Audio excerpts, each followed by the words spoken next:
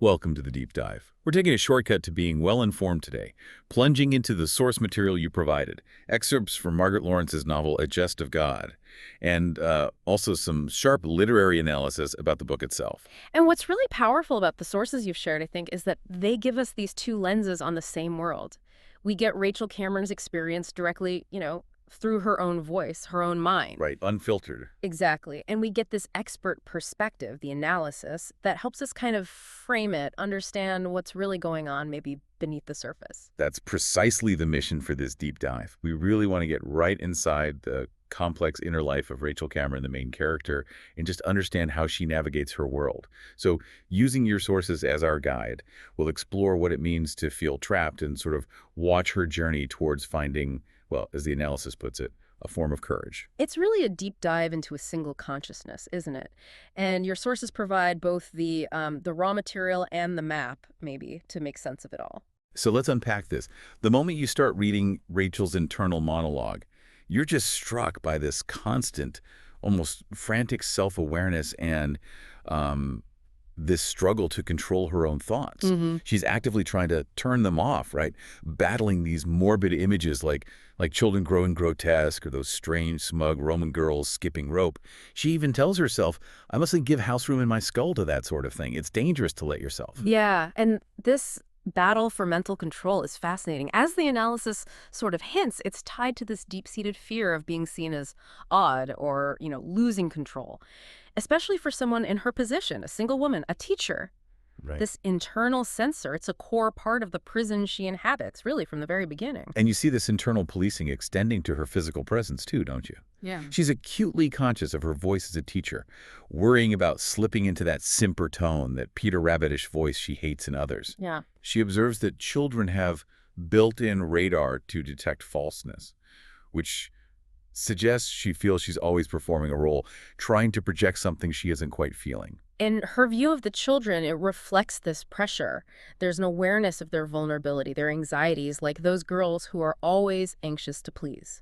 But then an incident with James Doherty, it brings the external pressures of her world crashing right into her internal conflict. These external pressures, yeah, the relationships that surround her, they feel like they're actively building the walls of that prison. Let's look at the school environment first. Yeah. Maybe personified by the principal, Willard Sidley. Oh, Willard.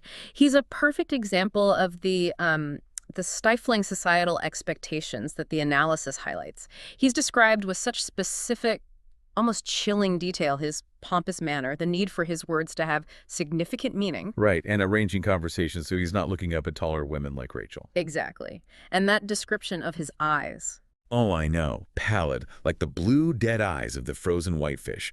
It just instantly conveys this sense of cold detachment, this lack of genuine warmth. It's such a stark contrast with Rachel's own, turbulent internal world. And their interactions are just, well, cringeworthy. His attempts at humor, like the Sphinx or Mona Lisa line, it just lands as awkward nervousness, doesn't it? And the forced social invitations, like that dinner from him and his wife Angela, the petulant do-gooding wife who's proffering kindness to single teachers. Which Rachel feels she has to invent excuses to avoid, like Mother's Bridge Night. Right, always an excuse. The James Doherty incident, though, that's where Willard's role in her prison becomes really clear, I think. Yeah. He frames James missing school not in terms of the child's well-being at all, but in terms of controlling appearances and emotions. He says, we must not let our emotions get the better of us, mustn't we? Yes, this is such a key moment. Willard, the authority figure, he reinforces this idea that showing emotion is unprofessional, maybe even dangerous. And this taps right into the analysis's point about concern for appearances and sense of duty becoming distorted, becoming these virtues gone sour that, well, contribute to her feeling trapped.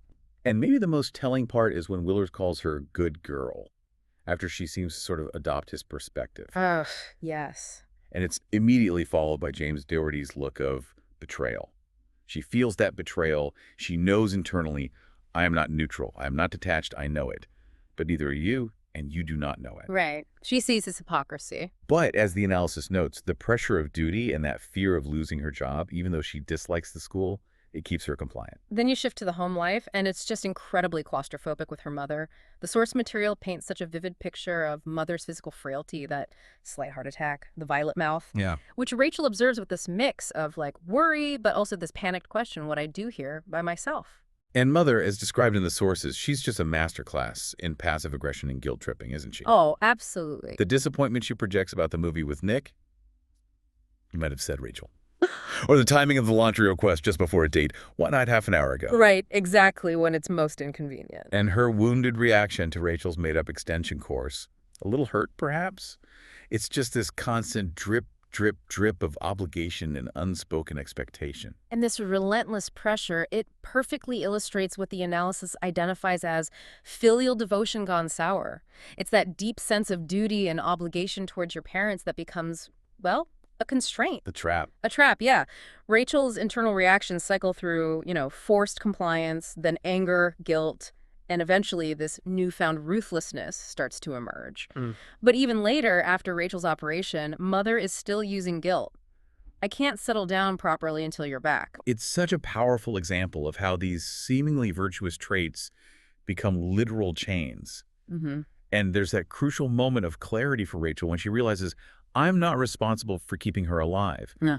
That thought, however brief it is, it feels like a crack in the wall of that filial devotion prison. Definitely. And then there's another significant figure, maybe representing a different kind of challenge to Rachel's world. Calla. Right, Calla. Calla calls Rachel child. She's described as brawny, a sunflower, someone who actually detests her own name because it's a type of lily. Huh. So immediately unconventional compared to Rachel's very constrained world. And Calla's concern for Rachel is much more direct, isn't it? Yeah. You don't get out enough. Her invitation to the tabernacle isn't really about converting Rachel. It's framed explicitly as a way of getting out. Yeah, and Calla's faith itself is such a stark contrast to Rachel's anxieties. Calla calls it the rock of my soul. But Rachel's discomfort is just palpable. She tries to postpone, thinking, oh, perhaps by that time some reasonable excuse will come along or I'll be dead. Which is quite a thought. It is. But she's also drawn to Calla somehow, so she agrees. And that tabernacle experience is one of the most vividly described sections in the sources, really highlighting Rachel's perspective as an outsider. It's set in this old house, feeling oppressive and strange, high and angular, ironically next to the Japonica funeral chapel sign. Yeah, the setting is so specific. With low light, fetid air, a crypt-like feeling. Yet there's this surprising energy with the music, piano, guitars, trombone, and a loud hymn that strikes Rachel as macabre. Her physical reaction is so telling. Slippery hands, rigid muscles. Her fear of a public display, of seeing someone she knows like Calla just rise in a trance, it's immense. This environment, while maybe liberating for Calla, feels deeply threatening to Rachel's need for control and appearances. Definitely. And the moment the man speaks in tongues with that terrifyingly calm voice, that's the trigger. Rachel just panics and leaves. It's too much, too uncontrolled, too public for her. Right. But Calla's later visit is also revealing. She mentions her unconventional, deep mauve blue paint color. Which sounds very Callie. It does. And she makes the surprisingly insightful comment that Rachel wasn't afraid, with him meaning Nick. Which suggests Calla sees something in Rachel's interactions with Nick, maybe a lack of fear, that is absent in other parts of her life. Interesting. And Calla's reflection on the tabernacle itself is insightful too, isn't it? Quoting St. Paul, "If any man among you thinketh himself to be wise, let him become a fool." Yes, framing her faith experience in terms of surrendering that intellectual control that Rachel clings to so tightly. Her decision to be her old usual self, and her explanation that she actually spoke in tongues not in the tabernacle needing an interpreter, it grounds the experience in a personal reality outside that specific setting. And Calla's assertion, "You didn't destroy me, Rachel. It's only right you should know," that shows she really perceived the intensity of Rachel's reaction that night. Yeah, perhaps sensing Rachel's fear was directed at Calla's uninhibited selfhood, Rachel's inability to fully grasp or respond just underscores the difference between them. Calla represents this path of emotional and spiritual openness that both fascinates and, well, terrifies Rachel. It's the different kind of getting out than Rachel really understands. And that brings us to Nick Caslick, who represents, I guess, a potential path to escape, albeit a really complicated one. Rachel's childhood memory of him immediately introduces that theme of external judgment, her mother's prejudice against the Galician youngsters. Their chance encounter leads to an invitation to a movie. And that first date is just so awkward, filled with Rachel's internal commentary. The movie is indifferent, and her internal monologue is fixated on the mechanics of physical closeness, second-guessing every potential move. He won't, of course. The high school kids do that. Exactly. And her excuse about mother has a kind of uncertain heart just highlights how her home life directly impacts any attempt she makes at connection. But the second meeting, that's where the dynamic shifts, isn't it? They drive out of town to a side road, this neutral place by the river. Right. And Nick's comments about change and the past. At one time, I would drop dead rather than talk like this, suggest he, too, has maybe struggled with convention. His simple touch on her arm is significant, a small physical connection breaking through her reserve. And he shares his family story, immigration. Arguments about Ukraine offering a glimpse into a world outside Manawaka's constraints. And the sources describe the intimacy that follows with really striking internal detail. Rachel's mind contrasts this physical experience with fantasy. In the mind, in that deep theater, no one ever had to stumble. Yeah. She describes his body with this mixture of physical observation and internal processing. Warm and cool, smoothness, light roughness, swelling sex. But the spell is just broken by that moment of practical reality. Nick, you haven't, taken any Yeah, yet. the contraception question. Yeah. Right. And his response is almost brutally pragmatic. Shh, darling. It's all right. Don't worry. I won't go off on you. Followed by Rachel's internal. A brief, searing hurt. Whew. And the aftermath just reinforces this clash between Rachel's emotional and physical experience and Nick's, well, pragmatism, her panic. Anyone could see it's a full moon. It contrasts so sharply with his simple request, you'll fix yourself next time. It's that coldness, practicality, these necessities that clash with her deep-seated fears and desires. And her internal thought that he'll never say, he doesn't like people telling lies, reveals her awareness of his different code, one that values plain truth, which is so challenging for Rachel, who navigates this world of unspoken rules and white lies. Totally. Her later phone call to him, which is an act that violates her internalized rule that women shouldn't phone men. Right. She feels she shouldn't. She feels desperate, doesn't it? Made late at night while waiting for mother to sleep, and it's met with his brief, almost formal business reply. Yes. She feels he might be dealing with her easily, though he does promise to ring her back. But subsequent meetings just reinforce the sense that this isn't some simple escape route. His annoyance that his parents are home when they try to go there. Rachel's tentative suggestion that maybe he could stay and teach is met with a polite but very firm refusal. Not possible, darling. Yeah. And her internal regret, haven't I any pride? She knows she's perhaps clinging to something less than ideal here. And him sharing his sister Julie's story, the divorce, that very unreasoned but strong urge for self-preservation, her first husband dying, playing chicken. Oh. Yeah, Julie's story highlights this kind of ruthless self-preservation that is completely alien to Rachel's own approach, which is just riddled with guilt and concern for others. And then there's Rachel's powerful internal declaration about wanting his child. If I had a child, I would like it to be yours. It feels like a gift. This profound desire for connection and maybe a future. But instantly, the practical reality intrudes. Get out the antiquated equipment, sluice all traces of him. Yeah. It just underscores how her deepest desires immediately clash with the messy, inconvenient practicalities of her constrained life. Right. And she feels she didn't think of pregnancy as a weapon, meaning she wasn't consciously using it for leverage, but the possibility just looms large. And after he's gone, her reflection is really poignant and reveals the uncertainty of their connection. He did not phone because it never entered his head to do so. She questions how well she truly knew him, thinking she may have heard only guarded echoes. So Nick offered a physical escape, maybe, and a glimpse of a different life, but ultimately the complexities of her prison and his own limitations meant it wasn't a simple door to freedom. No, not at all.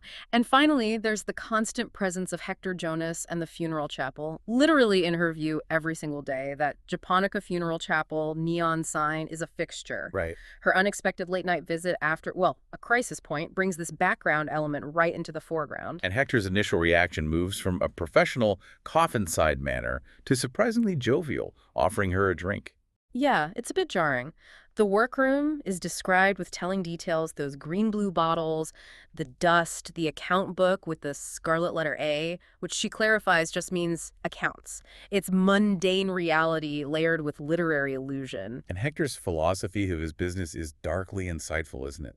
About how death is handled in their society, selling relief, and modified prestige. Yeah, he explains it's nicer not to have to think, it's a package deal. He insists, I'm not callous, but his approach is fundamentally detached and, well, commercial. And Rachel asks why her father stayed in the business, her voice showing, "Some hurt I didn't know was there." Hector's view that her father wasn't a business head seems kind of dismissive of the deeper meaning Rachel associates with her father's work, which she saw as less clinical. Right, her father's memory is this complex anchor for her, isn't it? A source of connection, but also maybe a reason she stayed in the town. And Hector shows her the new chapel, blue light, blonde wood pews, a super-duper automatic organ.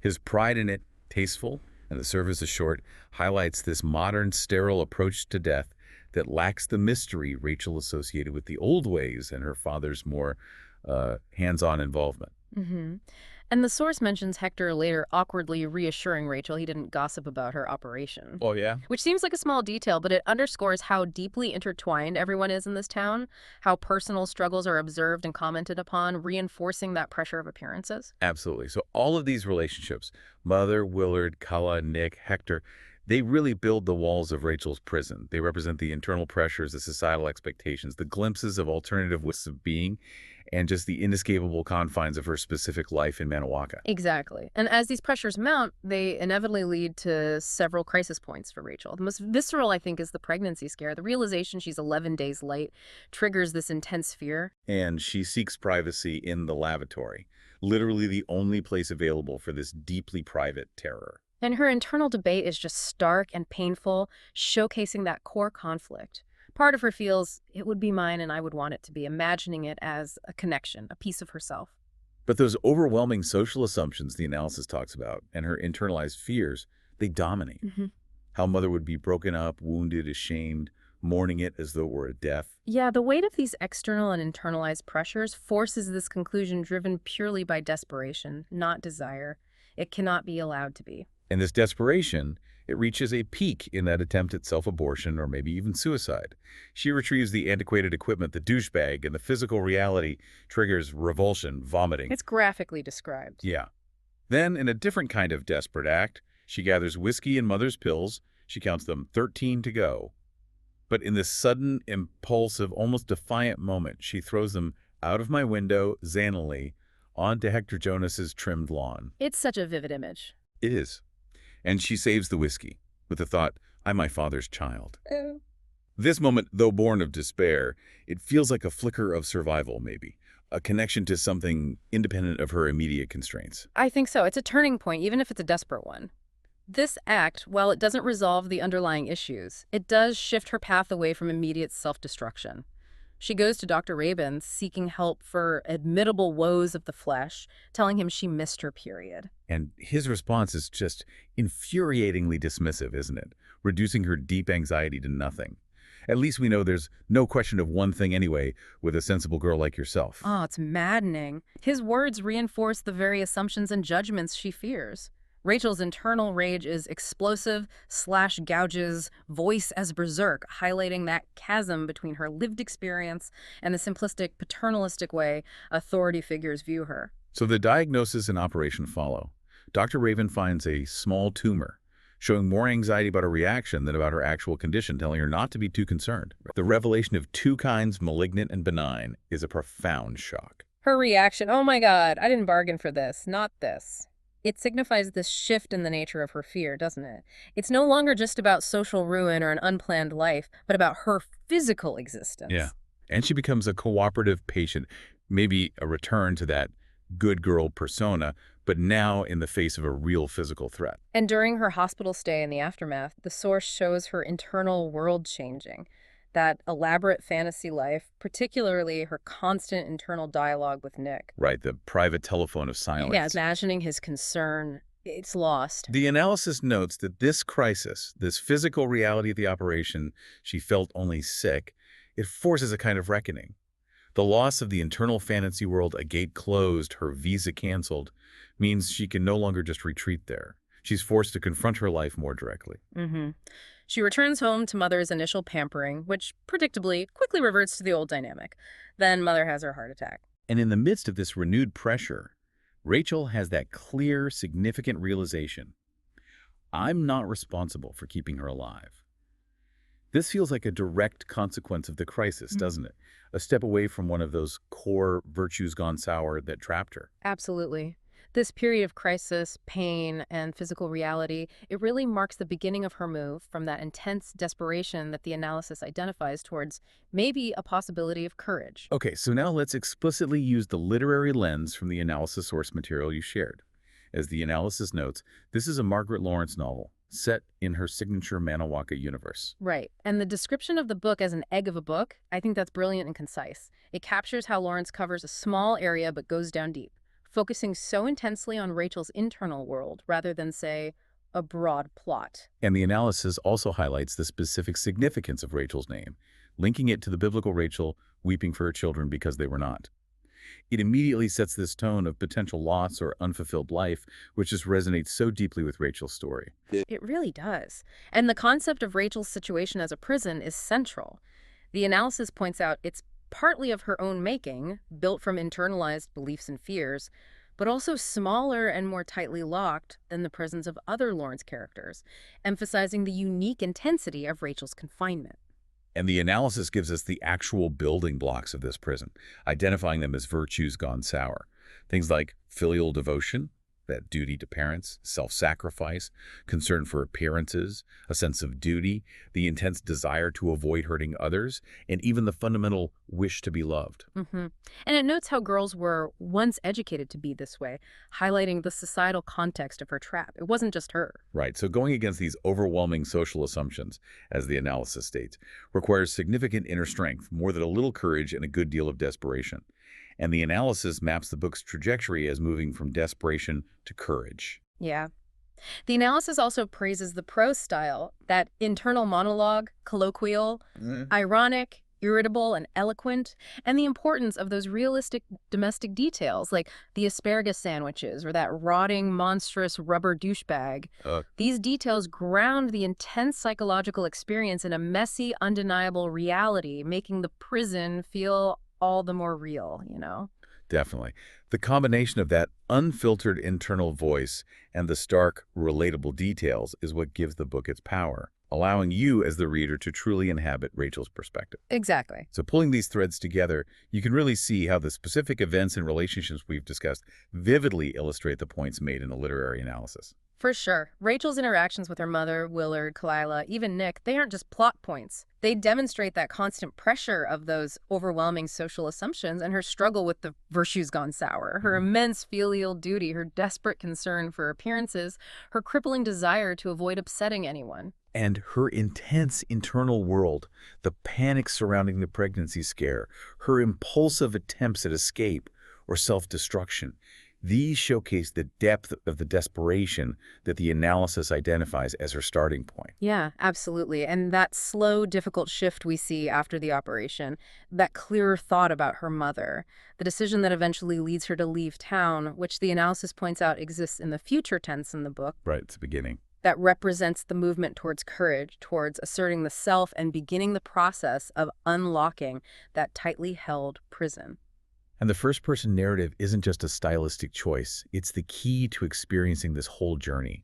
It lets you feel the nervous irritability, the moments of sharp irony, and those unexpected flashes of her eloquent internal truth, just as the analysis highlights. You are right there inside the walls of that prison with her, feeling the pressure and the slow emergence of resilience. And that experience, guided by your sources, of seeing a character move from deep desperation to a fragile, hard-won form of courage. Yeah. Well, that's the core of this deep dive, isn't it? I think so. We've taken this dive into Margaret Lawrence's A Jest of God, guided by the narrative voice and the insightful analysis you provided. We've explored the layers of Rachel's struggle, the relationships that shaped her world, and that difficult, vital movement towards courage. And it leaves you with something powerful to consider, I think. How often is quiet desperation hidden just beneath the surface of apparent normalcy in the lives around us, or maybe even in our own? Yeah. And what kind of courage does it truly take to challenge the invisible walls of our own making, walls built from those virtues gone sour, or just the overwhelming assumptions imposed by the world outside? It's definitely worth reflecting on what parts of Rachel's prison, her struggle, or her eventual glimpse of courage might resonate or seem familiar to you long after you finish reading.